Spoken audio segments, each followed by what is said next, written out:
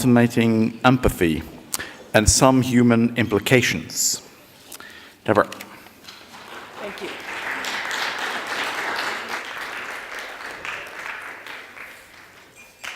Okay. I don't need to do that, do I? Need to get that out of the way. I'm delighted to be here. Thank you all for coming, and thank you for Viz Media, and thank you for the sponsors of Viz Media. It's been a great experience to be part of this, and I'm anxious to give my talk because it has so many connections to the other talks that I'll try to make it short and sweet. I know it's late in the day, and I want there to be some time for discussion. So my agenda is really to report to you on some activities, some new research trends like the ones you've heard of, and to discuss the ethical, humanistic implications. Actually, it's a cluster of research areas, and what I sort of have been thinking about is the convergence of these new research areas. So the first one is this thing called automated empathy, which by the way, I thought I had invented the term, but when I thought afterwards I ought to Google, and sure enough, I found on that the term has already been invented. And in particular, it refers to something that's happening in medicine, where they're talking about automating the empathy of doctors.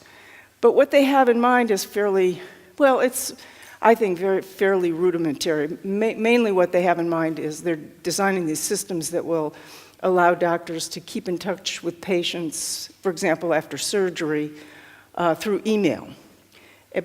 And on the one hand, it seems kind of phony, and some people, when I read up about this in particular, automated empathy, pointed out that there seemed to be, this phrase, automated empathy, seemed to be an oxymoron.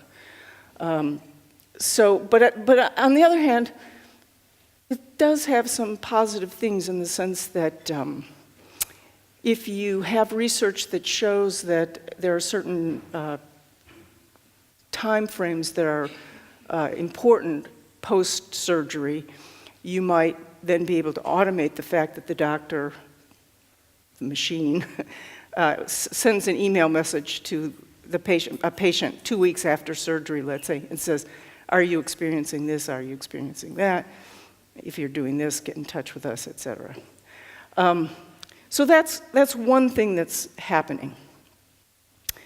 The second thing, and this is really the thing that got me started on this whole project, was reading about and trying to figure out this new field of computer science called effective computing. Actually, it's not just computer science, it's an interdisciplinary field. It involves psychologists, computer scientists, engineers, cognitive scientists, and others. And it is the enterprise. I think of it as having two major thrusts.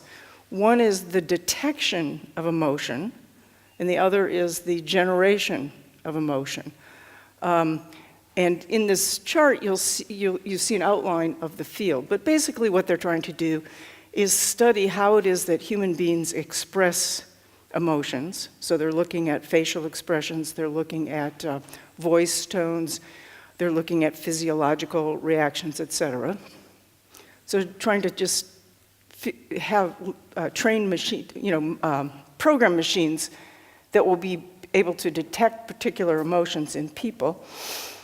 And then the second part is generation. Then they want to take that, it involves modeling that, and then produce robots or images or whatever. We saw that in Astrid's, one of Astrid's slides, that can generate those emotions. So related to that, and actually Nick's talk also focused on generating it synthetically rather than, what I am most interested in and what I read mostly about had to do with generating it in robots. And you'll see why I emphasize that. Okay, so we've got automated empathy, we've got effective computing, and I can talk more about effective computing later, but we've also got a trend towards humanoid robots. So I want to just show you, I've got 2 clips.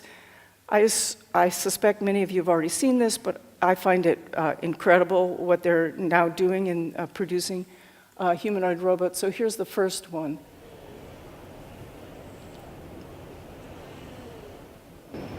How are you? Hello, I'm Mark White. Today very happy to talk to you. Look at that. Look it down. You are very beautiful. Thank you.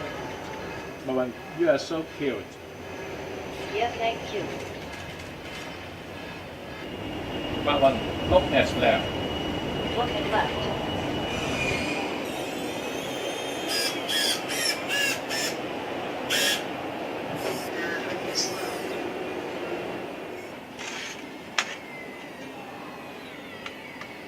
So this is sort of like the 3-dimensional version of generating images of humans. And this I wanted you to see, in case any of you have seen the latest Blade Runner movie. What is it, 2049, I think it is? No, you haven't seen it, okay. Because there's, I don't want to spoil it. I think robotics is a new All right, that's probably enough of manufacturing. that one. Should be over. But in any case, I want to show you another one. Just because they're there.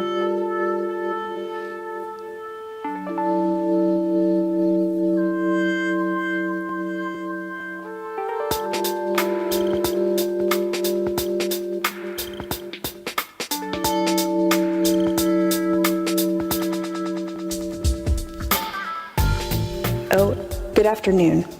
My name is Sophia, and I am the latest and greatest robot from Hanson Robotics. You have been now awarded what is going to be the first Saudi citizenship for a robot.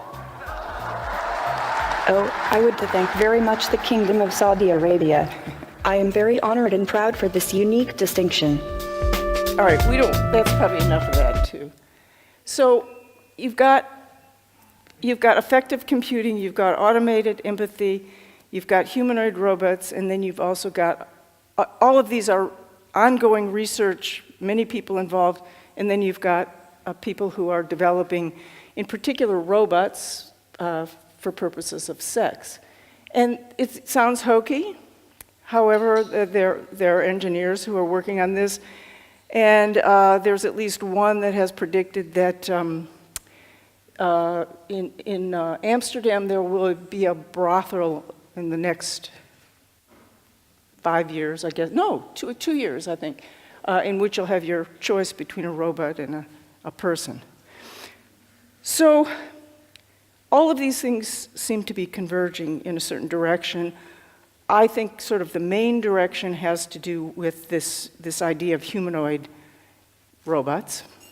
But the part that I want to focus on is the effective computing part, because this is the kind of thing that worries me. In other words, it's this idea of being able to understand human emotions, detect human emotions, and express human emotions that I think we need to pay attention to. And so the first thing you might do is ask why. Why are people doing this? Why are researchers? Why is this area of research being developed?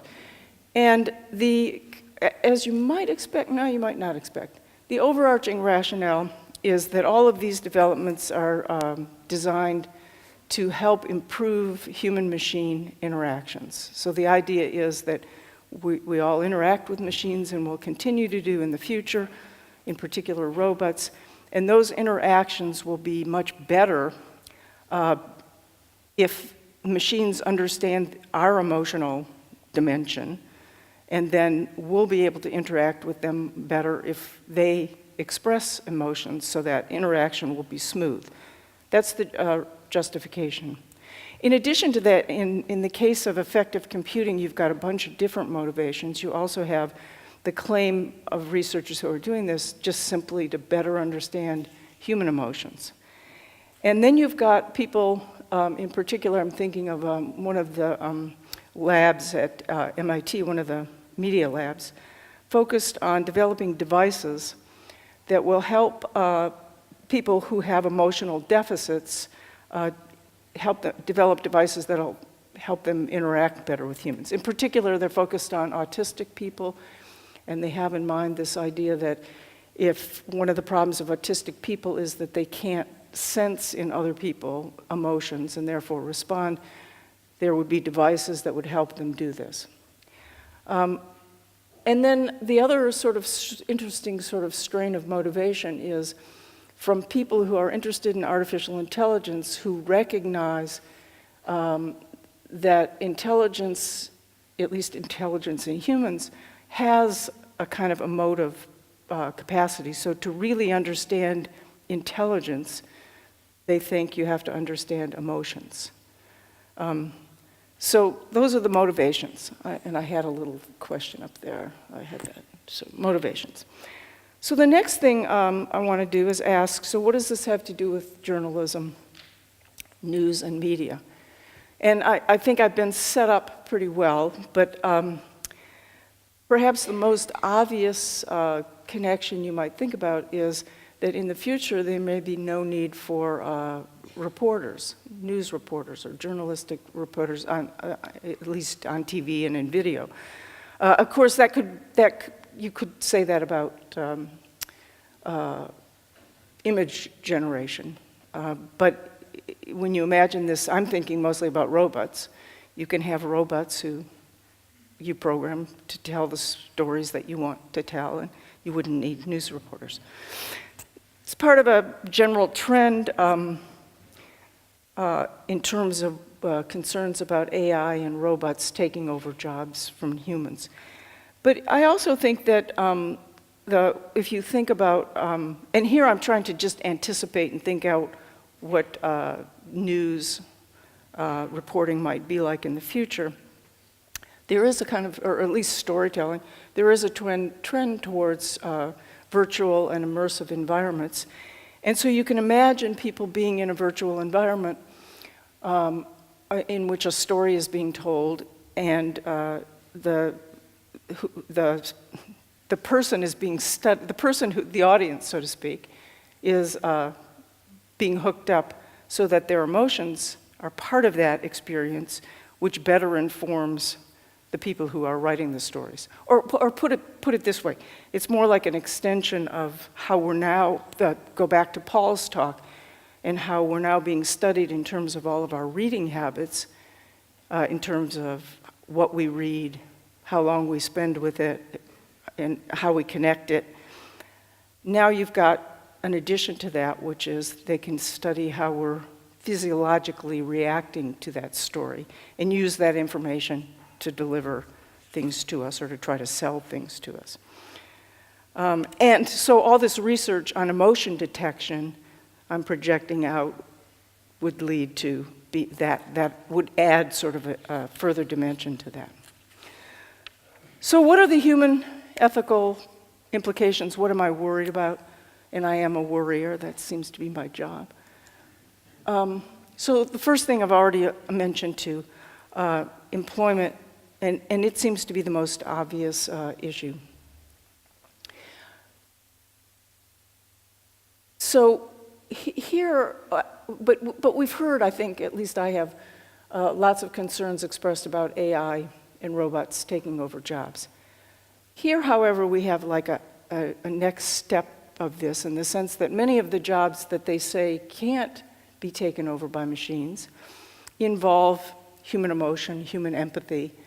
Think about caregivers, et cetera. Even though you've got people who are designing robots to be caregivers, now you've got robots that can't just do the kind of physical jobs of taking care of people, but can actually both read their emotions and express emotions.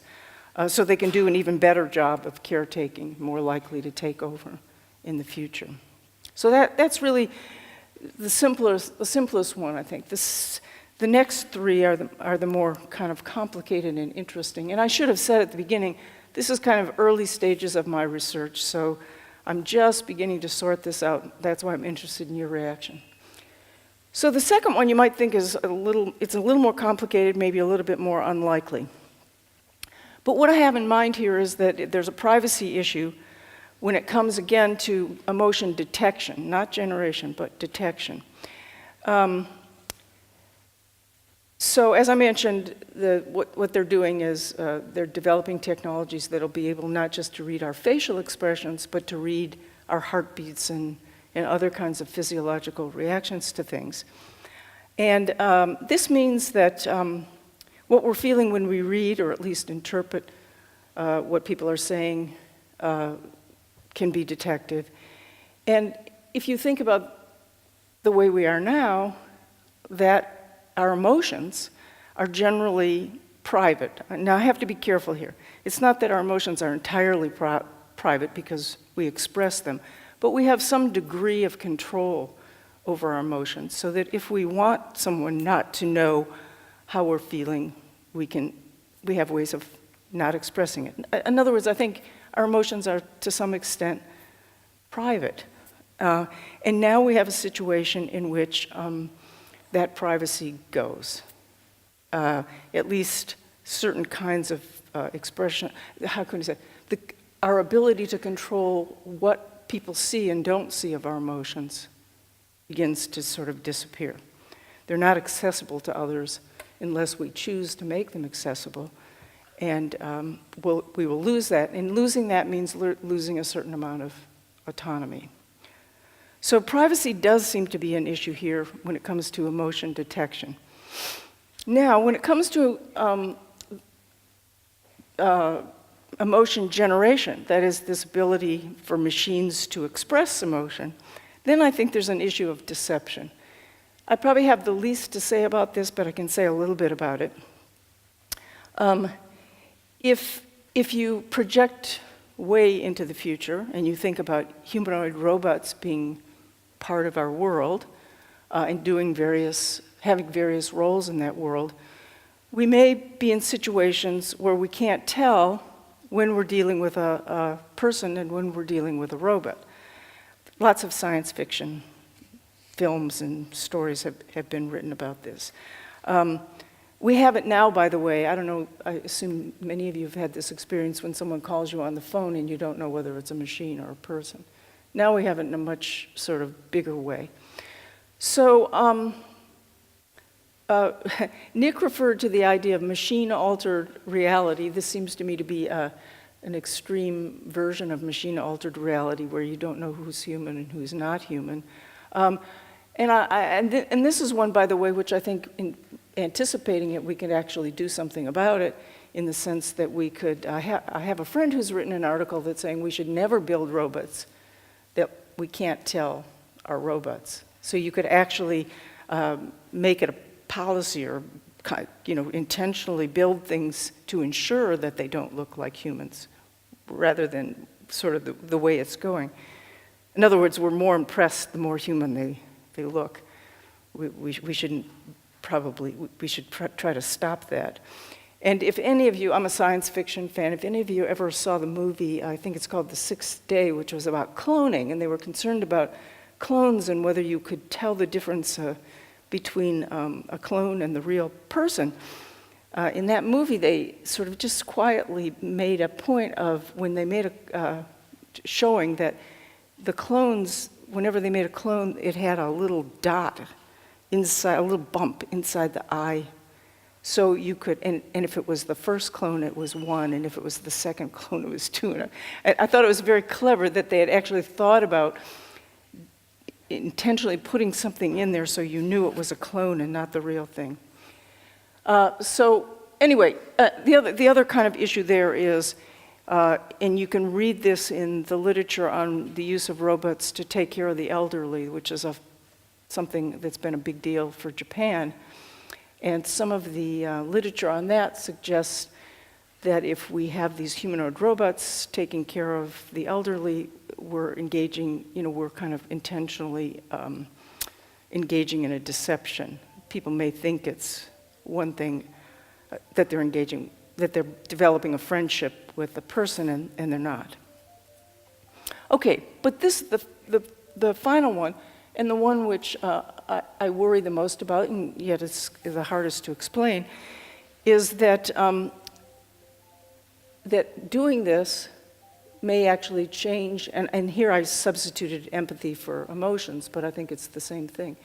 So here I'm worried that if we, over and over again, we see something following a pattern in which we take something that that's real, and we say we want to automate it, and we automate it, but of course the automated version is different from the real version.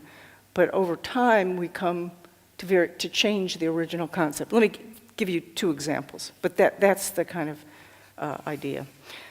And this comes actually just out of big data. It doesn't even come out of robotics. There's a book called Weapons of Math Destruction by Kathy O'Neill, in which she gives us at least two very good examples. The first one has to do with good teachers. So computer scientists, whoever come into schools or are asked to come into schools to help in the evaluation of teachers, and they come up with a kind of list of criteria, and then that you can measure, because they want to use these to evaluate people. So they come up with a list of criteria, and then but of course the criteria have to be something that you can program, or you can deal with in a computer. So they come up with a set of measures for good teachers, which are kind of a digital computerized version. And then they put that in place, and then what it means to be a good teacher comes to be defined as those teachers who meet those particular criteria. The computer scientists are often the first ones to point out that this is just a representation, not a reality. But the representation sort of becomes the reality when teachers are then fired because they don't measure up. Better example, maybe, is the one about how to evaluate colleges and universities. You've got this system, U.S. News and World Report among one of them. I think Kaufman's is another one. They come up with this tool to try to figure out, to try to evaluate which colleges are the best ones, and they list a set of criteria. Whatever it is, student satisfaction, it might be, student-teacher ratio, alumni giving, how many PhDs, how many faculty have PhDs, it goes on.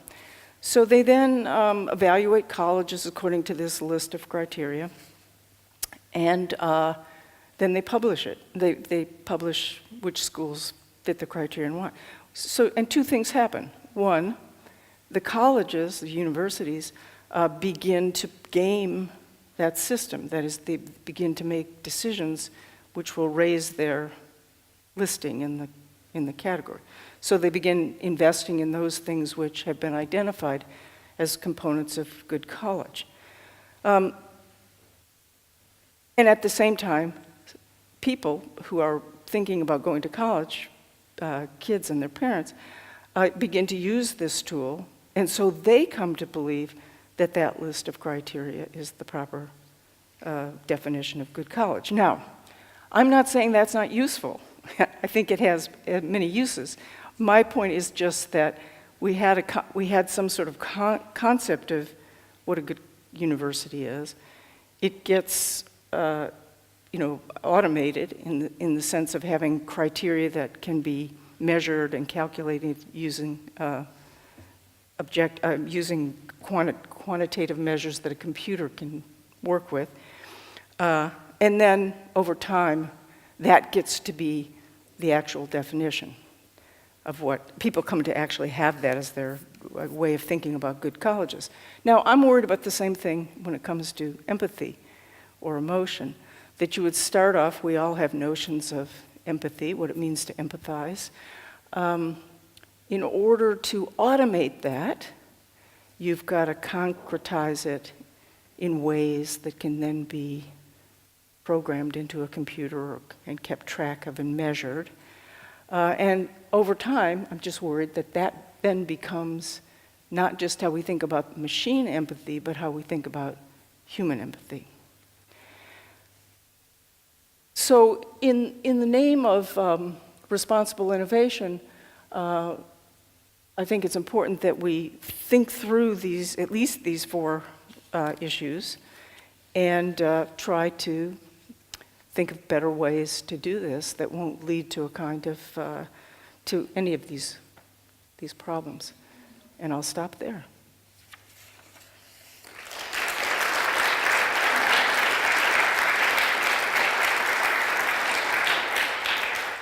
And I went longer than I wanted, but can we? Sure. Yeah.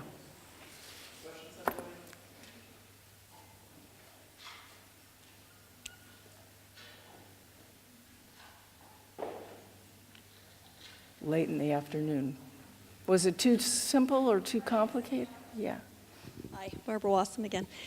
I mean, if you look at some of the work, especially what you mentioned on the work with autism, I mean, we have really, really good results with... On the... Do you hear me? Yeah, I just couldn't get that. With no, the work okay. on... The work with autism and, yes. And avatars, there's really, really good Yes. results. Yes. Right?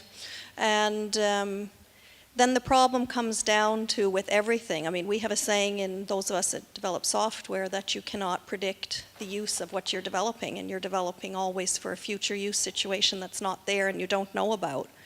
So it all boils down, everything we hear today, back to our own ethics and our own values and, you know, our philosophical understandings of what we are as humans, etc. So how are we going to solve that? Yeah.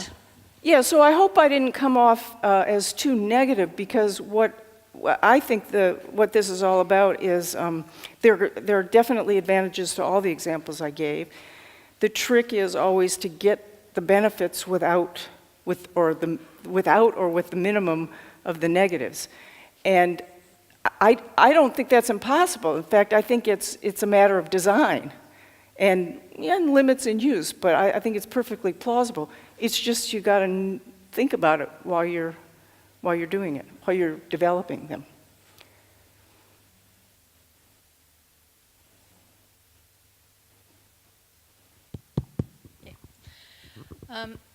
I have a reflection on this. I think it's very interesting what you are presenting. I'm from the Research Council, by the way, and contributed to the funding of the project. And we are very much focusing on responsible innovation when we are funding these kind of projects. And what you have been talking about now, I think it's very important to the way different technologies or uses of technologies, how you reflect upon what the consequences of them can be. Where are the dilemmas? Because there are no only negative or only positive things about technology. It's always a double bind, very often. And sometimes it's quite, I think about what I've heard today, it's a catch-22 situation. Whatever you do, you are doomed to get into some very big troubles.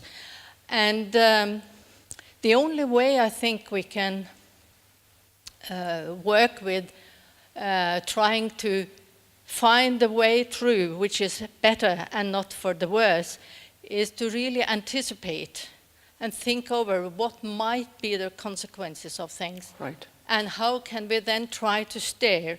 How can we define policies or regulations to try to make the way forward in ways that we want technology to be developed, and try to prevent the other forms that we are not interested in. So the reflection about all those very complicated questions, because we don't know, because it's in the future, is the way forward, at least one way forward, but it's complicated. Thanks. And let me add here, for those of you who are worried about the negative, just talking about the negative aspects of this, because I do often get accused of being anti-technology. And that's not true, and let me just give you the alternative image. Instead of thinking about people who have these worries about, I call them worries about technology, think about them on the model of instead of an anti, think of them like an art critic. Art critics really love art. They just want to make it better, or they want to be able to distinguish the good from the not so good. And that's what I see myself as doing, is much more, I'm like with it on the technology stuff, but there's good technology and there's bad technology, and there's better technology, and that's what I'm pushing for, so. Okay.